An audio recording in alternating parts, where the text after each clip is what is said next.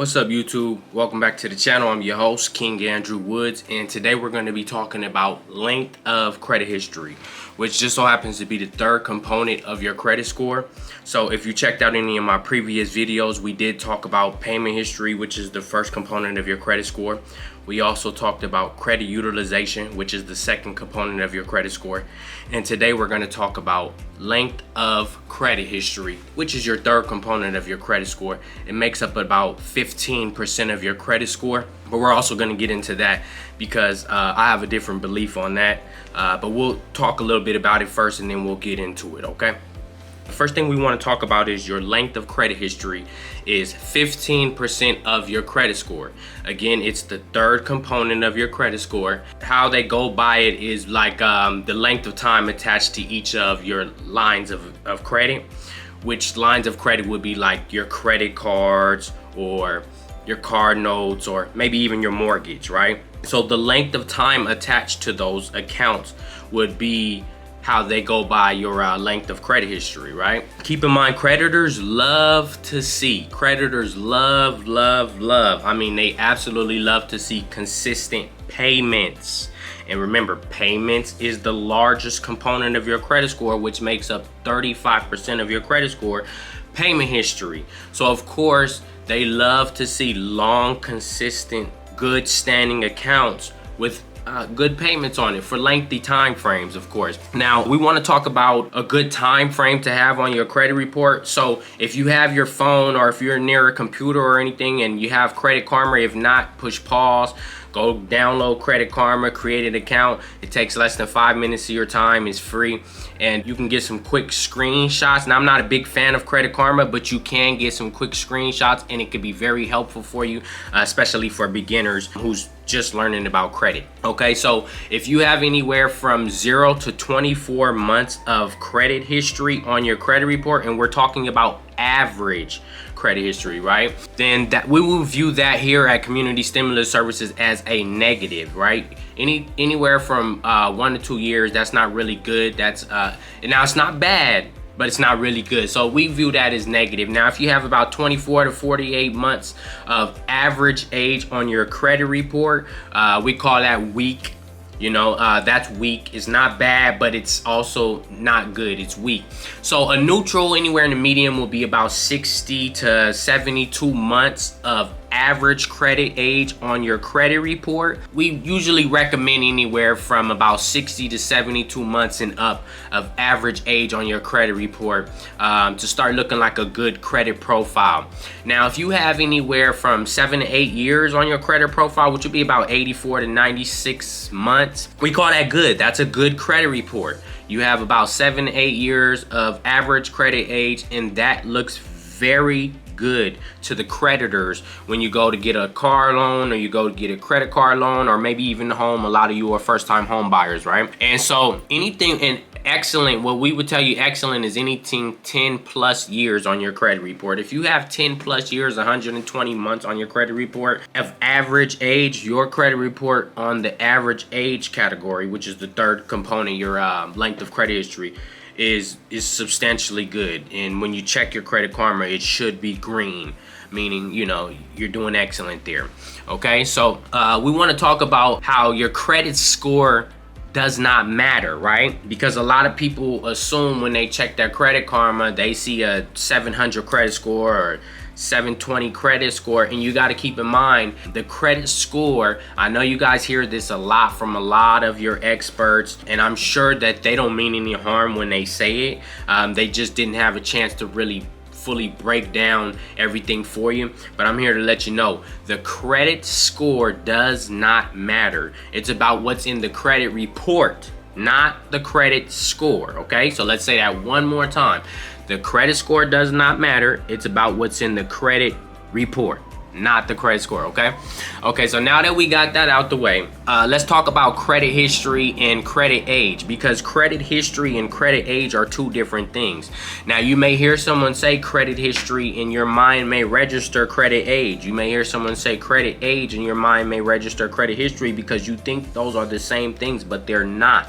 Okay, so just like if you was to dispute an item on your credit report and or just like if you was to pay for an item on your credit report, okay, a paid in full letter compared to versus a paid for deletion, those are two different things. But if you heard someone say paid in full and paid in deletion, you might have thought they were the same thing. In the credit space, they are not. So you have to be very specific about wording, right? Your credit history is the amount time account has been open, right? Now your credit age, that's the average age of your accounts, which is completely different.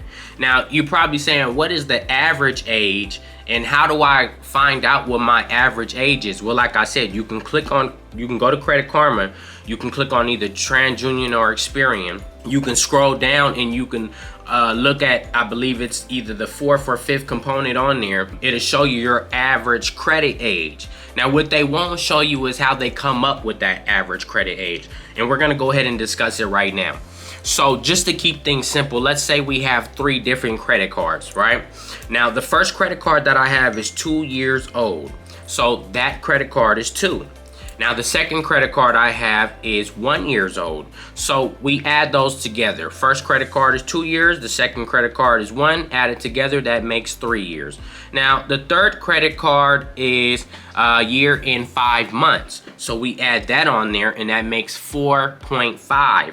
4.5. But you got to remember, how many credit card accounts do I have? Well, I have 3 credit cards, right? And the age of those cards combined makes 4.5 years. Now what you do is you take the age of those accounts combined, right, which is 4.5 years, and you divide it by how many credit card accounts. Don't divide it by installment loans or car loans or home loans, specifically for your credit card accounts, right? So I take 4.5 and I divide that by 3 accounts, 3 credit cards, and that would come out to an average age of 1.5 years. So I would have technically 1.5 years of average credit age, which we see as negative here at Community Stimulus Services LLC. So we just went over an example of how you calculate that. Now, keep in mind, when you open an account, that's calculated into your average age.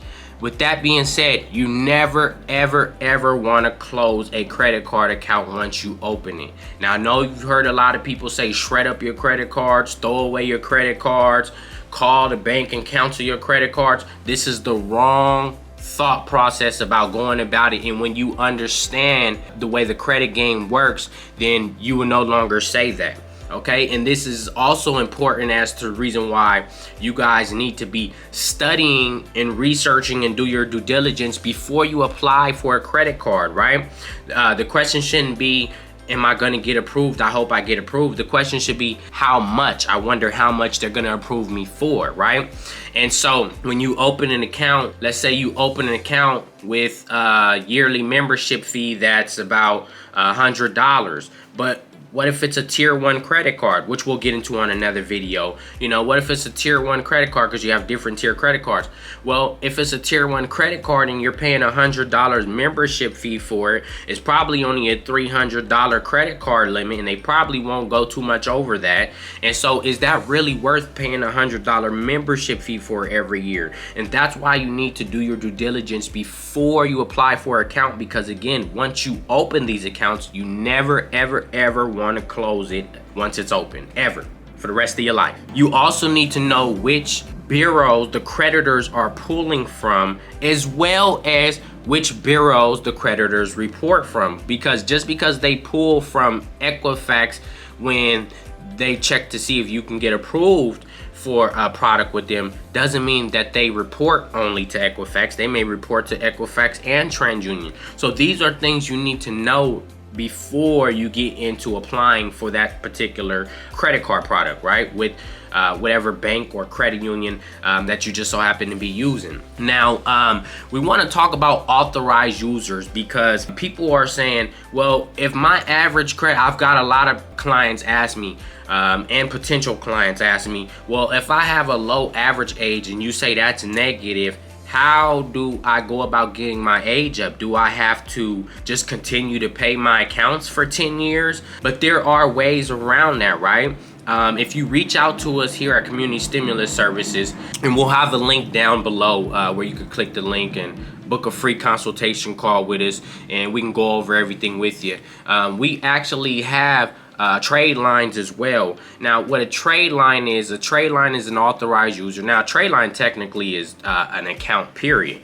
But right now we're talking about authorized users, AUs, right? Now, with an authorized user, it's essentially a copy and paste. So if I have a particular credit card that has 20 years of age on it with a $30,000 credit limit, what happens is you copy that credit card onto your profile. So you'll have a 20-year credit card showing on your credit profile with a $30,000 limit, which will bring your credit utilization down, which is 30% of your credit score, the second component of your credit score and the second biggest component of your credit score. And it will also bring your average credit age up. So instead of like 1 year, now you may be at, depending on how you calculate it, because it's according to how many accounts you have again, and according to the average age on each of those accounts, which I just went over. So you'll know how to divide those and go by what your average age would be if you was to purchase an authorized user product from our company or any other company. There's plenty of companies out there where you can get a hold of authorized users, right? And keep in mind, a lot of people will tell you authorized users are no good anymore, but 77% of the lenders still use them. So just do your due diligence and know which ones use them and which ones don't. And before you apply for any product, you should always be doing your due diligence, right?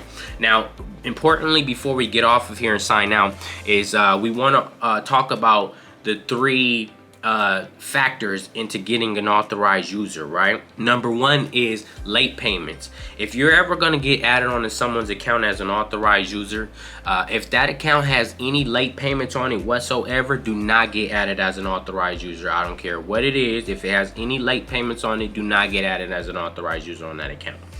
Secondly, if the account is if the balance is spent over 10% on that account, let's say the credit card is $100 limit and they've spent $15 on it, that's 15%. Well, don't get added on that card. Only get added on an authorized user if it's at 10% or less, and you want to make sure you go over that with the person that's going to be adding you. It has to be 10% or less, and it can't have any late payments. That's just for precautionary. The 10% is precautionary measures for yourself. And then last but not least, the third is it has to be 24 months or older. That card has to be 2 years or older, or do not get yourself added on it. And you probably ask, why does the card have to be 24 months or older? Well, the reason why is because FICO 10T is out, T standing for trending. So FICO 10 trending is out, and FICO 10 trending can now go back on your credit reports as far as 24 months, which is 2 years.